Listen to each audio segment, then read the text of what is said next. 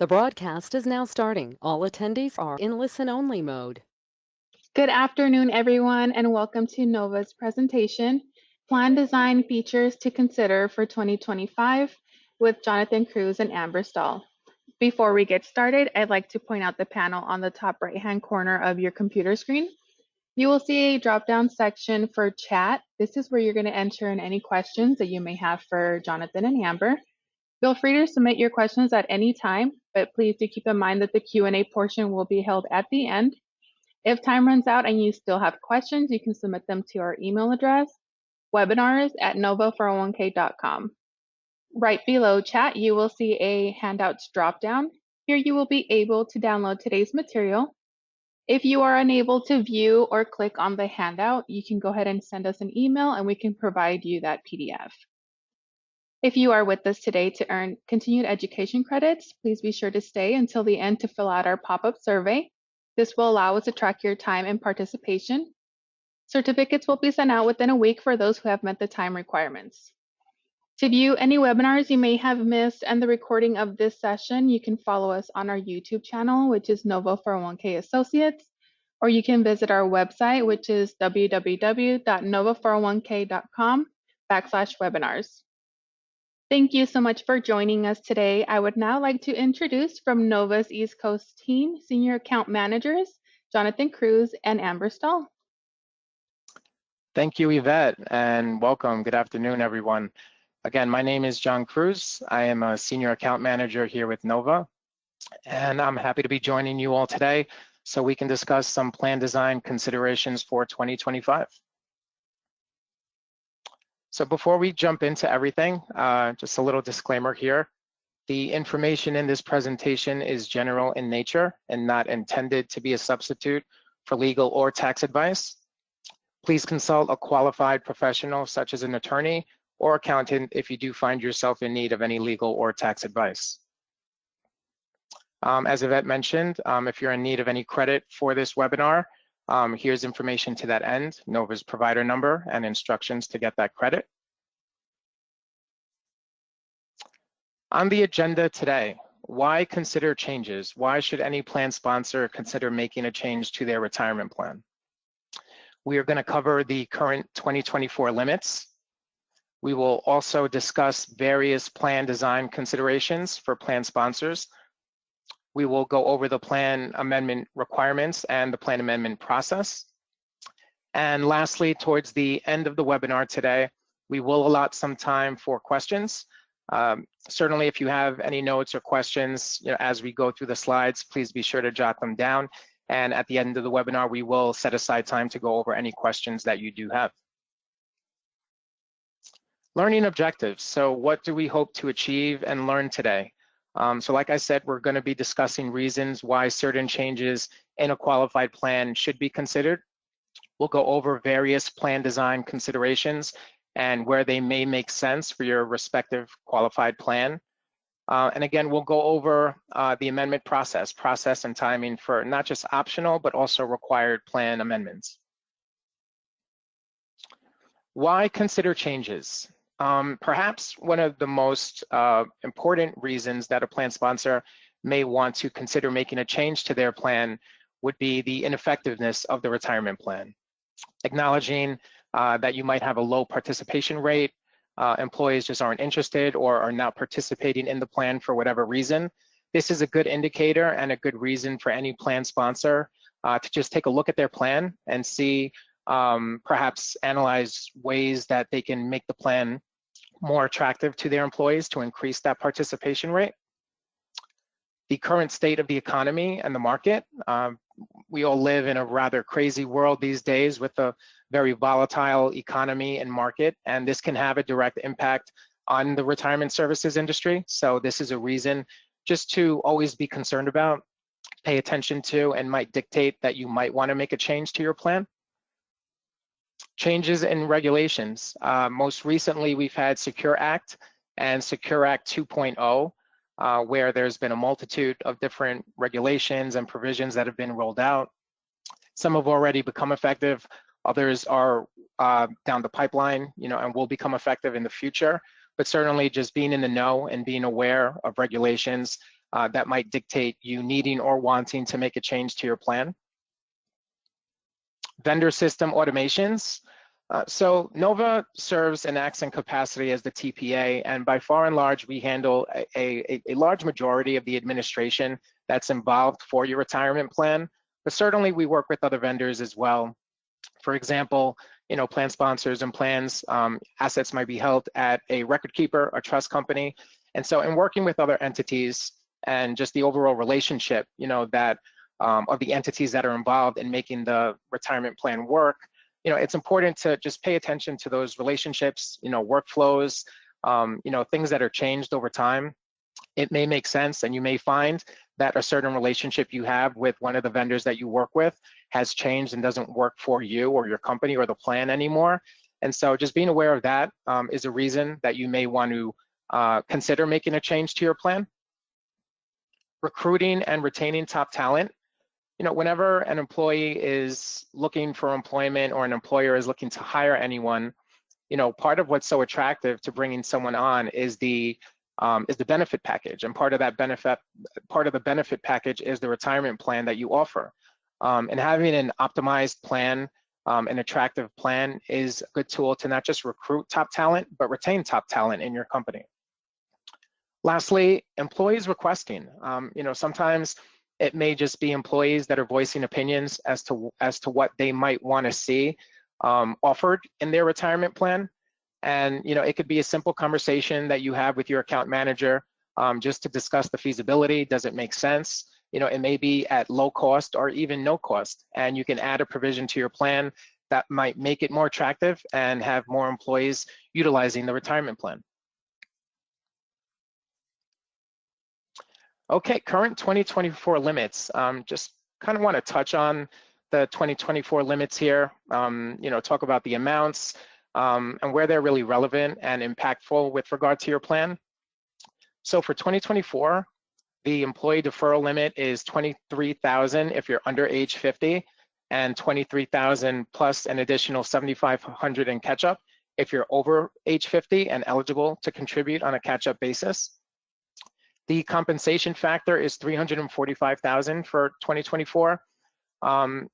This is really impactful for the highly compensated employees in the company. So anyone that makes in excess of $345,000. And what that means is for all compliance related purposes, testing, calculations, if you have someone that makes in excess of $345,000, they will be capped at that $345,000 factor for all those reasons I mentioned. If you're an employee that makes under this amount, there's really no impact. We would use whatever your compensation amount is, like I said, for compliance, testing, and calculations. The 415 annual limit for 2024 is $69,000 plus the additional $7,500 in catch-up. So what this means is we talked a bit about above the employee deferral amounts and what employees can maximize for their own deferrals.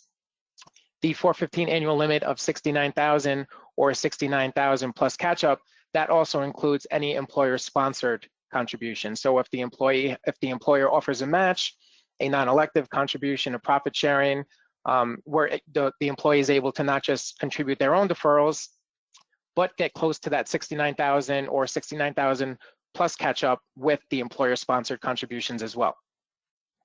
And with regard to the limits for 2025, they've not yet been released. We're looking towards October, November, I believe, when they will be released. And at that point in time, we will be sure to keep you all apprised and release those limits to you.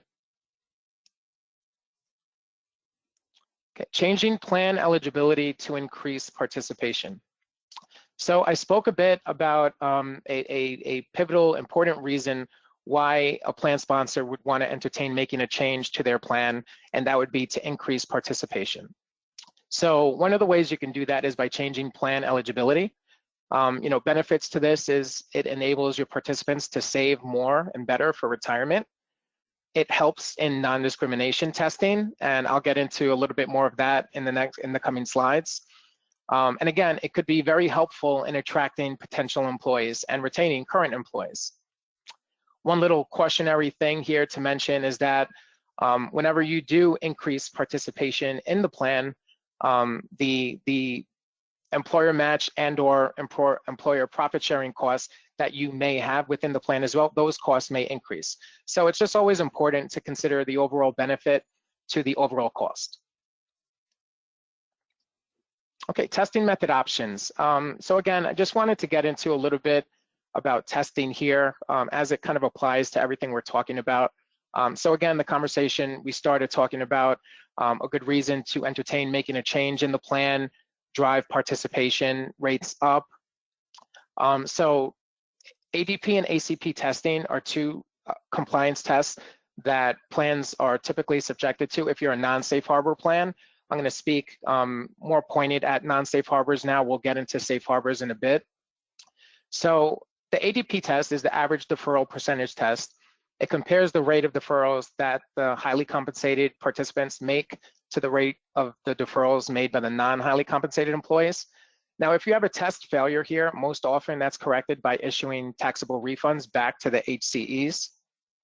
The same methodology and mechanics apply for the ACP test, the average contribution percentage test, except the ACP test refers to employer contributions and employer match versus the ADP, which is employee deferrals. Okay, and again, we were talking about testing in under the spectrum of, if you have a low participation rate, and you're subjected to testing as a non-safe harbor plan, you can have a situation where the HCEs are impacted by a test failure. HCEs need to receive money back. One of the ways to eliminate that from being a possibility would be the increased participation, like we discussed, but also maybe adopting a safe harbor arrangement, becoming a safe harbor plan. A little history, safe harbor plans were first introduced back in 1999. They've been around for a little while now, are becoming much more prevalent. Again, plan sponsors, plans with low participation, most often will probably be the plans that are looking towards becoming a safe harbor plan to avoid having to have ADP and ACP testing, where there may be an impactful result where HCEs have to receive a refund. By becoming a safe harbor plan and being excluded from ADP and ACP testing, HCEs can contribute the maximum they're allowed without fear of having to receive a refund at the end of the year when NOVA is doing all the testing for the plan. For a non-safe harbor plan, considering becoming a safe harbor plan, there are some contribution options, some different safe harbor arrangements that you can decide on. There's a safe harbor non-elective. This is a 3% contribution, 3% of compensation to all eligible participants. I just want to highlight the word eligible here. So 3% to all eligible, so regardless of participation, whether or not an employee is actually contributing their own deferrals into the plan, if they are an eligible employee, they would be eligible to receive this 3% safe harbor non-elective.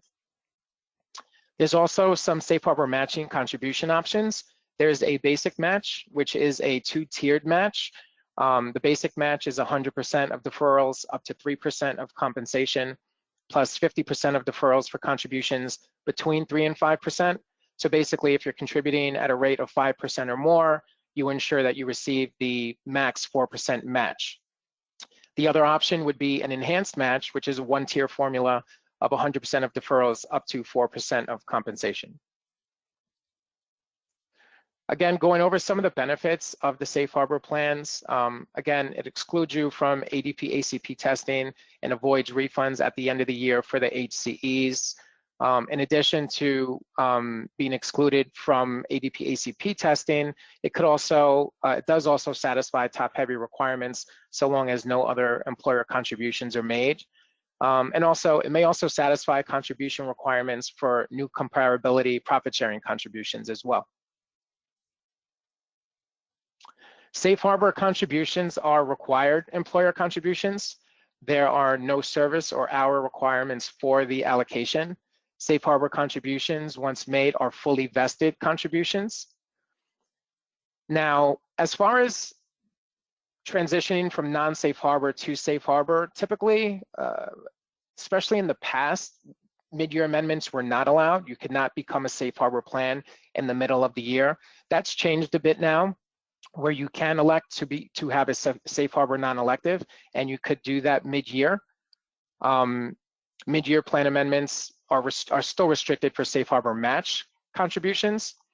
And just a note here about notices. If you're a safe harbor plan or a safe harbor maybe plan, annual notices do need to go out, and they do need to go out timely, because that is a requirement that they are sent out to participants prior to 30 days before the end of the year. The only exception for the requirement would be for the safe harbor non-elective plans. The notices based on new safe harbor rules in the Secure Act, that has been eliminated, but for the safe harbor match and safe harbor maybe plans, that is still relevant and required. You do still need to send out the safe harbor notices. Again, just speaking to the amendments to change and transition to a safe harbor non-elective, again, that would be the only exception to do a mid-year amendment to become a safe harbor plan and have a safe harbor non-elective contribution. If you do it up to 30 days prior to year end, then you can opt to have that 3% safe harbor non-elective. If you happen to fall within that last month and you're within that 30 days, you can still opt to become a safe harbor plan and do a safe harbor non-elective. However, instead of a 3% contribution, it would be a mandatory 4% contribution. Okay, just switching gears a little bit to Roth 401k contributions. We'll speak a little bit more about this later as well. Roth contributions, what are Roth contributions? Well, they were first introduced back in 2006. They've been around for a while. Year to year, they are becoming much more popular. I see it very prevalent within pretty much all retirement plans now. The benefits of Roth include tax-free growth, ideal for employees currently in a low tax bracket, but who anticipate being in a higher tax bracket in retirement. It's the case usually for younger workers, and offers the ability to diversify accounts for tax treatment using a combination of traditional 401k and Roth 401k. So another benefit, in addition to what we're talking about with Roth here, is for those who are interested but may be restricted for one reason or another from participating in a Roth IRA, having Roth within your retirement plan just makes sense. And there are benefits to having Roth in your 401k plan to the employees, benefits more so than having a Roth IRA. No income limits, greater for higher paid workers, and the contribution levels are also higher. So again, just having Roth within your plan, it's just an added benefit, I think, all around. Here's a side-by-side comparison of Roth to traditional 401k deferrals. For Roth, they are after-tax contributions, so they are funded on an after-tax basis. No income limitation. The limit for Roth deferrals is $23,000 plus catch-up, as we discussed earlier, the contribution limit. With Roth 401k deferrals, withdrawals of contributions and investment growth are not taxed, provided the recipient is at least 59.5 years of age and the account is held for at least 5 years. With traditional 401k deferrals, these are pre-tax contributions funded on a pre-tax basis. Similarly, there's no income limitation, and also similarly, the contribution limit is the same, $23,000 plus catch-up. However, an important difference here with regard to withdrawals of contributions and investment growth are subject to federal and most state income taxes. Some more important considerations for Roth: it is an additional money source to track for payroll purposes and vendor purposes. You may have employees, participants that decide they want to elect to do both, traditional 401k and Roth 401k contributions. So whether you're doing your own internal payroll or working with a payroll provider, just always important, have a good tracking mechanism to make sure that you have the elections correct and participants are deferring what they elect to defer. One important thing I want to note and highlight here with regard to 401k and Roth, and we had talked about contribution limits. So the overall contribution limit applies to 401k and Roth combined. So what I mean by that, let's say, John Smith, maximizes his deferral, and he may be eligible for catch-up, so he maximizes his $23,000 plus the $7,500. That would be a combination of whatever he's contributing in traditional and Roth. It's not a separate limit for both buckets. You can't do $23,000 plus $7,500 for traditional and then 23,000 plus 7,500 for Roth. The limit is the limit, and that's a combination of everything you contribute in totality with regard to both contribution sources. Another important fact to highlight is that Roth does not eliminate the need for required ADP testing. We talked before about how adopting a safe harbor arrangement and having a safe harbor contribution excludes you from certain testing. In this case, adding Roth, it does not exclude any sort of testing. You will still be subjected to ADP testing requirements. Matching contributions also apply to Roth just like they do to regular pre-tax deferrals. So whatever employer match you might have, just as you would match an employee who's contributing on a pre-tax basis, if they're contributing Roth, same mechanism, same methodology, you would match them just the same. And employee education is key. And I just really want to highlight this just because it's important to just have conversations with your employees just so that they're in the know and aware of the distinction and the difference. Just so that they know what they're electing and that it makes sense for them. Okay, switching gears again here, we're just going to jump into automatic enrollment. So what is automatic enrollment? And I know most of you have probably been hearing a lot or seen a lot about this lately, but automatic enrollment is when newly eligible employees or perhaps just employees that are in have not made affirmative elections as to what they want to defer, they are automatically enrolled in the plan at a specified default rate. Now, this is good because it increases participation, and the primary reason for automatic enrollment is that it increases that participation rate, which by default improves 401k non-discrimination testing results as well. So this is all a good thing. Employees do have the ability, once they are automatically enrolled, to opt out. So they aren't locked in. They may be automatically enrolled, but they can make the affirmative election to opt out if they so choose. And with regard to automatic enrollment, policymakers right now are really trying to make a big push to include auto-enroll for all plans. However, recently with Secure 2.0 and a statute passed by Congress, all newly established employer-sponsored 401k and 403b plans are required to include automatic enrollment beginning in 2025. There are some exceptions to that, and I would recommend just reaching out to your account manager if you feel you are an exception and that might be applicable for you. And with that, I am going to hand it over to Amber. Amber is going to finish speaking a little bit about automatic enrollment and take us home. So Amber, it's all yours. Thanks, John. So continuing on with automatic enrollment, there are really three valuable options for automatic enrollment. The first one is the automatic contribution arrangement, and that really is the ability to apply only to new hires. Secondly, eligible automatic contribution arrangement, also known as EACA. It's a prospective amendment only, cannot be made mid-year, and it does have a 6-month deadline to refund any ADP failures. So at end of year, we do compliance testing, find out your ADP test fails and the HGEs need refunds. There is that 6-month deadline. It does apply to all employees, the EACA. The third option, and probably the most popular that we see, is the QACA, or the Qualified Automatic Contribution Arrangement. What that is with Safe Harbor. It's a Safe Harbor QACA. It does qualify for a 2-year cliff vesting. So different from normal Safe Harbor, where employees are automatically 100% vested immediately in that Safe Harbor, under a QACA, there is a 2-year cliff vesting. So employees would have to work at least 2 years of 1,000 hours each year to be credited with 1 year of vesting.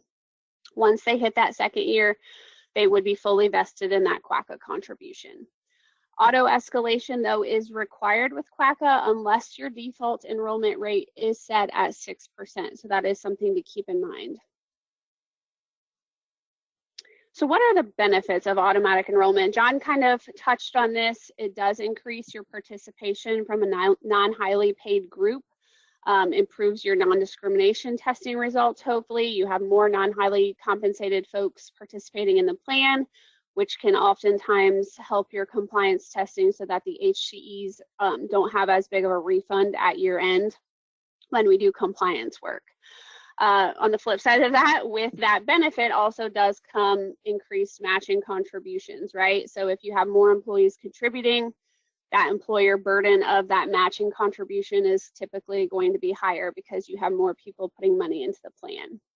There is also some additional coordination between your payroll, your record keeper, HR, for those people who, maybe make a different election than your auto enroll. You have to keep that paperwork straight and make sure your payroll is set up properly for each person's election, making sure the record keeper has the right information on their end, and really making sure HR has those files saved. So if an employee makes a different election than auto enroll on the record keeper site, they need to make sure that that's communicated through payroll and so on and so forth. So it does take a little bit more coordination. So what exactly is automatic escalation in an auto enroll policy? So employee deferral amounts are automatically increased according to a set schedule. Typically what we see is that's an annual schedule. So let's say you start somebody, an auto enroll feature out at 3% each year. Typically what we see is it would increase by 1%. So this year 3%, next year 4%, so on and so forth, up to that maximum. Some employers use this feature as another way to help their employees save for retirement, right? Some people will set their deferral rate at 3% and just co-pilot that, right? But if you have it set at auto escalation, it does force them to save a little bit more money each year as they get closer to retirement, which is always a benefit. We want to see them have more money in their accounts the closer they are to that end of retirement, right? So permitted with each of the 3 auto enroll options, the auto enroll escalation cap increased recently from 10% to 15%. So what we would typically see is, let's say you start out at a default rate of 6%, you could auto escalate each year up until 10. Now that has increased up to 15%. So quite a big jump. And like I said earlier, the escalations typically occur annually. That is something that's elected in your plan document. So if you don't know where to find that or want to explore that a little more, I would highly suggest you reach out to your account manager. So auto enroll escalation for Secure 2.0 and what impact that is going to have for 1/1/2025 coming up. So as John mentioned, adding automatic enrollment to the plan effective 1/1/25 will be required by law for newly established plans. Again, there are some exceptions. Nova has recently started reaching out to the plans that will apply to. So if you haven't heard from us yet, you may hear from us soon.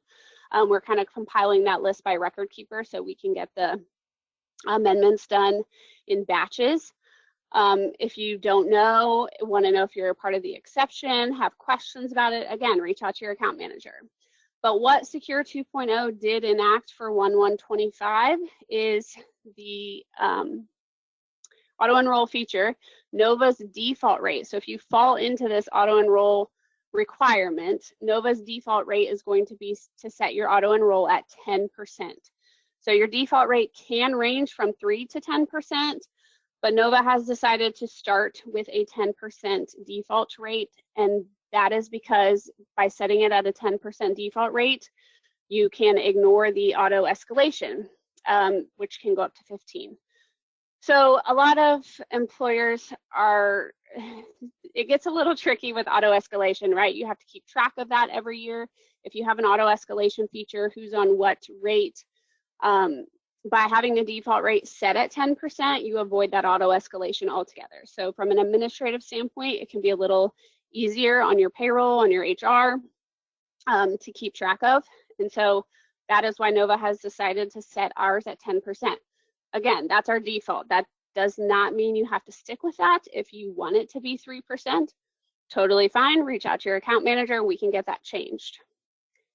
Withdrawals will be allowed within 90 days of the date of the first automatic deferral that is withheld for a participant. Again, this is required by law. So let's say you have an employee, 3 payrolls into auto enroll, they see that, oh my gosh, money is coming out of my paycheck for the plan. I don't want that, right? They do have the option within 90 days of that first deferral to come back and say, I want that taken out of the plan. I want that money back. And as a requirement by law, we have to do so. So I would just really enforce some employee education, right? Let's make sure those employees know what they're going to be auto-enrolled at. It does, really force them to make a decision. If they don't want that auto-enroll rate, to choose something else, choose to not participate at all. But, the really drive behind this is to make sure people are participating. Switching gears from auto-enroll is loans and hardship distributions. I'm sure most of you are probably familiar with your plan document, including a loan or hardship provision. But for those of you who are not, I'll kind of go over the differences, what they are. Can they encourage participation? Possibly. I think employees sometimes get a little nervous about their money going into the 401k, thinking that they can't ever get it out till retirement or termination of employment. So knowing that they have a couple options if push comes to shove, that they can get it out, can sometimes be a benefit to them in their eyes. So what is a loan? Like any other loan, right? They have to be repaid generally over a 5-year period. Now you could, in your loan policy, have a mortgage loan option, which typically goes up to 30 years. They must bear a reasonable interest rate. So typically we see prime +2. It is a payroll deduction, so you do need to make sure that your payroll is set up properly. Let's say somebody requests a loan, you'll be given an amortization schedule. You will know what that payment is every payroll period. You need to make sure that your payroll is set up, that amount will be deducted from that employee's pay and deposited back into the plan each payroll. So that is can be a little bit of an administrative tricky situation, but as long as you have the paperwork, just keep in mind, as make sure that it's deducted from their payroll, put back into the plan, you're good to go. Now you can restrict available money source types for loans. For example, you might say only employee deferral money can be taken out as a loan, which again would encourage participants to put their own money into the plan, knowing that if worse comes to worse, they could get it out in a situation like this. Loans can be taken for any reason, right? You don't have to have a specific hardship. That's really the difference, big difference between a loan and a hardship. They can be taken for any reason, but keep in mind that they are a taxable event at termination. So an employee terminates employment, they have a $10,000 balance on their loan, that is a taxable event at that time. Obviously, there's no more payroll to deduct their payment amounts back, right? So it's taxable. They do have the option to make a lump sum payment directly to the record keeper if they choose, but that would all be in the loan paperwork that employee signs when they take the loan out. So flip side of that, what is a hardship distribution? A hardship does not have to be repaid back to the plan. It is a taxable distribution and it is subject to the early 10% withdrawal penalty. But however, it can only be taken out for the amount of immediate and heavy financial need. So there are 6 permitted reasons that I'll go over on the next slide. But keep in mind that if, they can't just take it out to go buy a car, right? Go buy a boat. It doesn't work that way. You do have to have an immediate and heavy financial need with these 6 reasons to get a hardship distribution out.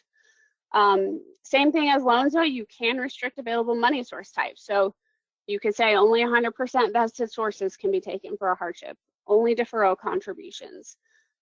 Completely up to you, but the hardship distribution is a checklist sort of in your plan document. If you're not sure where to find it, reach out to your account manager. They'll be able to show you. And then if you do have questions on that or would like changes, that's a simple amendment, no problem. So as I just mentioned, what are the 6 hardship distribution reasons? They're right here. Medical expenses, purchase of a primary residence, so not including your mortgage payments, not including a vacation home or a secondary residence, only your primary residence. Tuition or related education fees for the next 12 months. So let's say you have a kid going to college next year, they're going to have some fees associated with that. you could take out a hardship for those fees. To prevent eviction or foreclosure on your primary residence, again, you know, we don't want you on the streets, so if you have an eviction notice, that would be your documentation of, hey, I need $2,000 out as a hardship distribution in order to stay in my house. Payment of funeral expenses, so that would be for your spouse, for your dependents, just like most of these hardships for your spouse, dependents. Payment of expenses relating to repair of damage on your primary residence. Again, all of these apply to your primary residence, right? Not a vacation house, not a secondary home.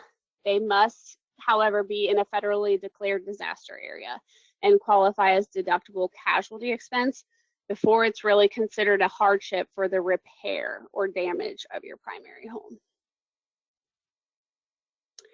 So some important considerations before you decide to take out a loan or hardship distribution. That fee is typically paid by the participant, so the employer is not bearing that fee. If you decide to take a hardship distribution out and the fee is $75, that is coming out of your account. Your employer is not going to be billed for that. It does take some additional administrative work, like I said, especially with loans, because there's a repayment back. You need to set that up with your payroll and make sure it's taken out every paycheck, so it can be a little bit more of an administrative work. And then employee requests. So typically we see, you know, one employee gets a loan, they talk to other employees, and before you know it, we have 10 requests in the queue, right? So that is something to keep in mind. You can kind of make it as restrictive as you want if you don't want to allow loans. Let's say you only want to allow one loan outstanding at a time. That's certainly a possibility, right? You probably don't want employees having 3, 4 loans out at a time and having to keep track of those payments either. So now we're going to kind of switch to Secure Act 1.0 and some of the provisions that have come along with Secure Act 1.0.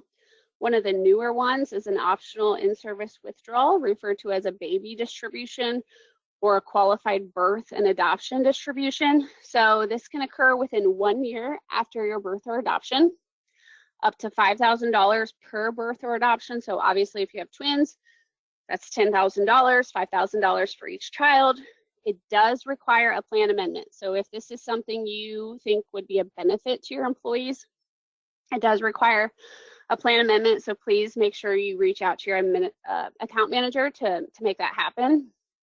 And then repayment is allowed within 3 years of the distribution. Again, not a requirement, but it is an option. Famous long-term part-time employees.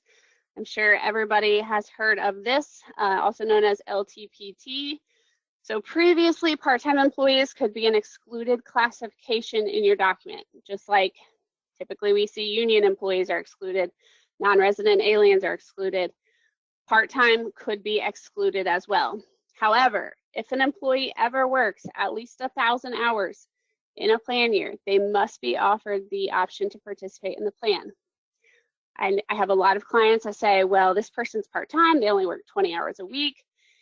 If you did the math, 20 hours a week does equal at least 1,000 hours in a plan year. So be careful what you consider part-time. With LTPT though, the rules have changed to make things a little more difficult. Effective 1/1/2021, those LTPT provisions took effect. And if an employee completes at least 3 consecutive years with at least 500 hours, they must be allowed to contribute themselves. So you would start measuring in 2021, 2021, 2022, 2023. If somebody worked at least 500 hours in each of those 3 years, they would come into the plan on 1/1/2024. So what exactly is the difference between LTPT? They can be excluded from safe harbor and discretionary employer contributions, your discretionary match, your discretionary profit sharing, and compliance testing. Really, the only thing you have to allow these LTPT employees to do is have the option to contribute their own money into the plan. If an employer contribution is provided, again, that's totally optional. You could say, I want to give LTPT employees also the employer contribution. You could totally choose to do that.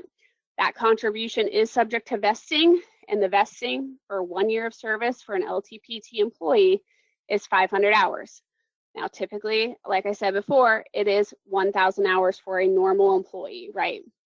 If an LTPT employee works at least 1,000 hours in a plan year, they are treated just like any other employee now. They're no longer considered LTPT, right?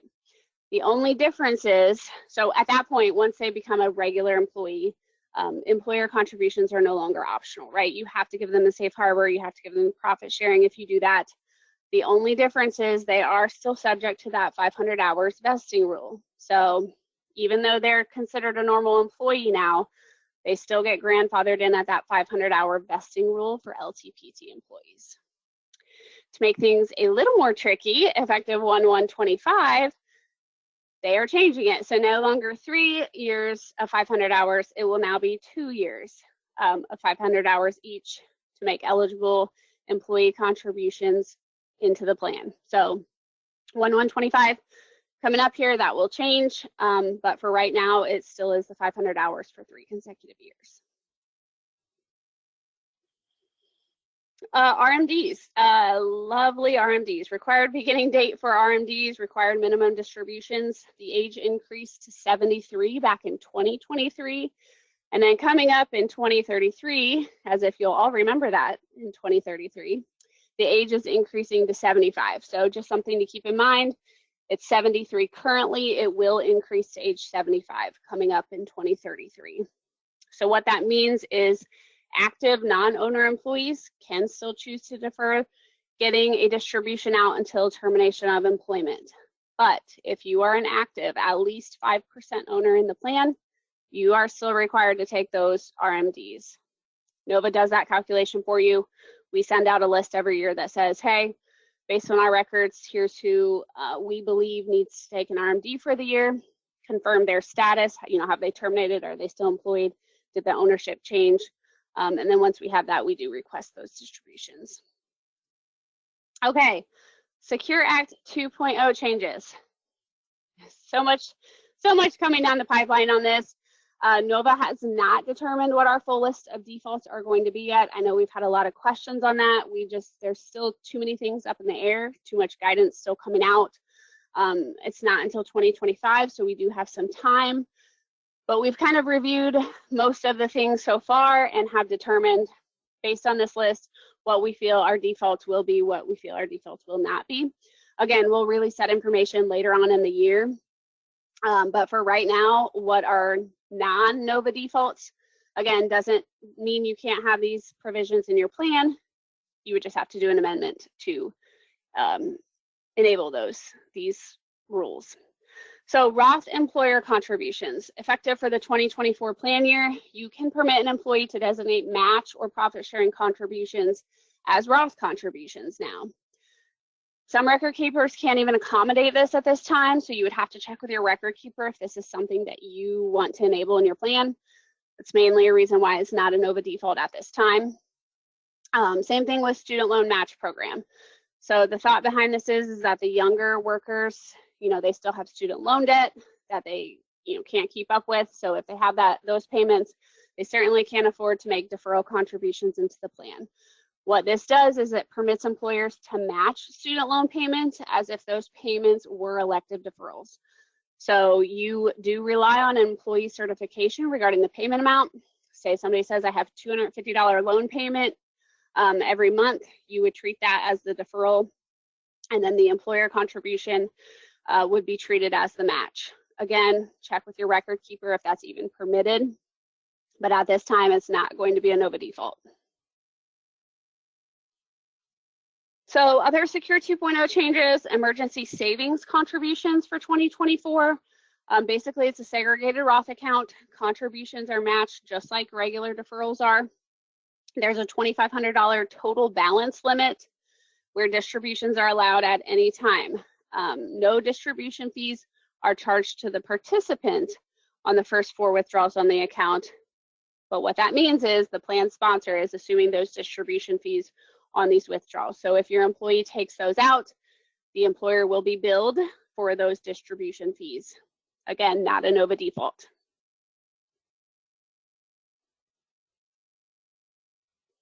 Domestic abuse distributions, also effective for 2024.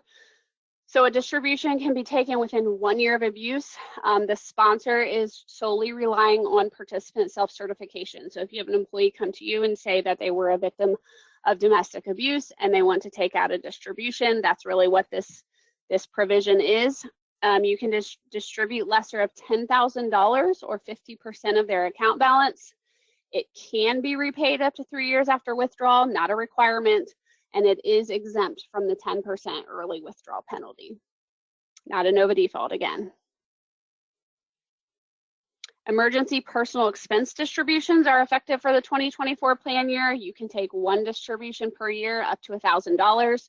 You must have at least $1,000 vested balance left after distribution. So theoretically, you have to have at least $2,000 in your account to take a $1,000 distribution and still have $1,000 left in your account after that distribution.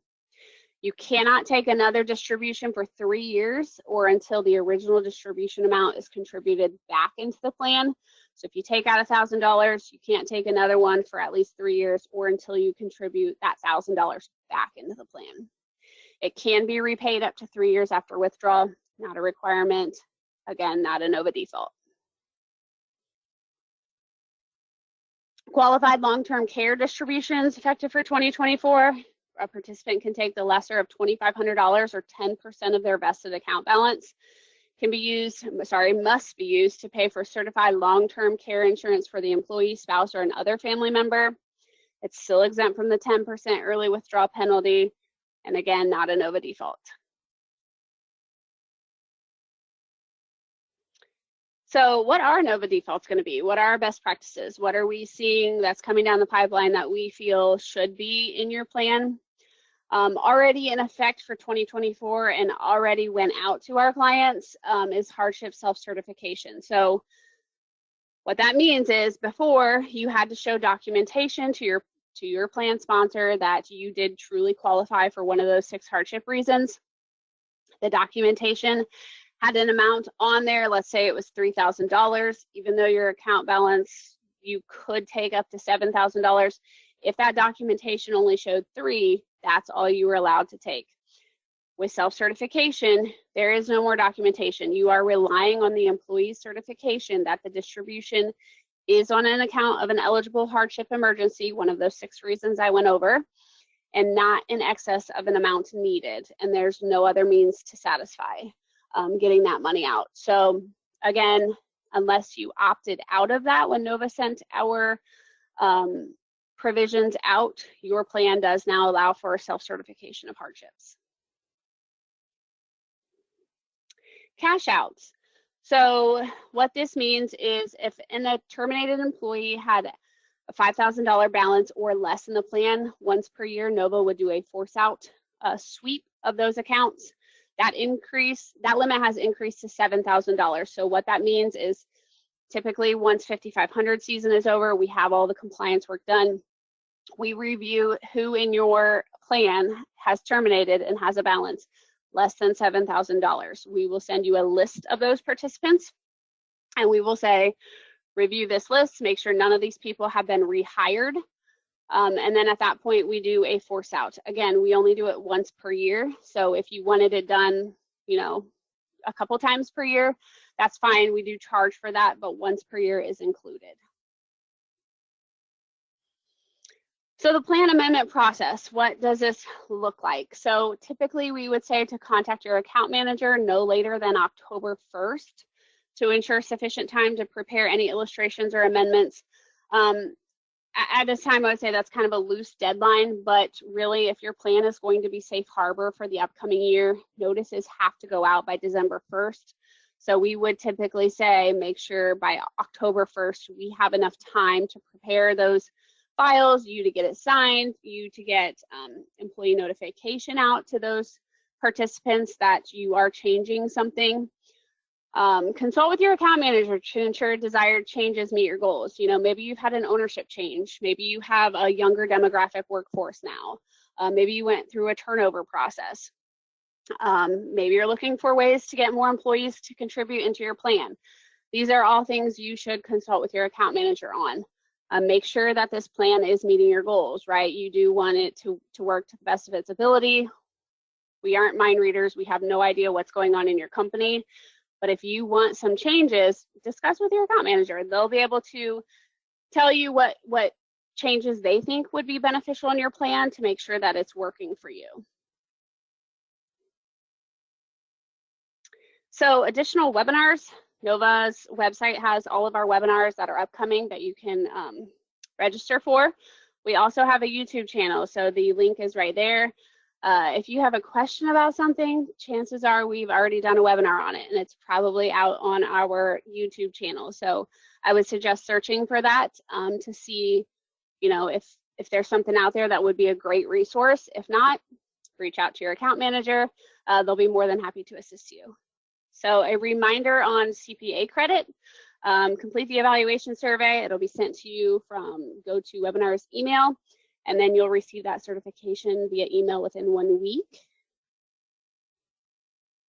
And I think that's it. So we will open it up to questions. Yvette, I'm not sure if any came through, but if we can't answer them here, I would definitely recommend reaching out to your account manager. Alrighty, it does not look like we have any questions, so we can go ahead and close out. Just a few reminders, on your go-to panel, you're going to see the drop-down for handouts. You will be able to download today's presentation in PDF form, but if you are not able to see this on your panel, you can email us and we will send that handout to you.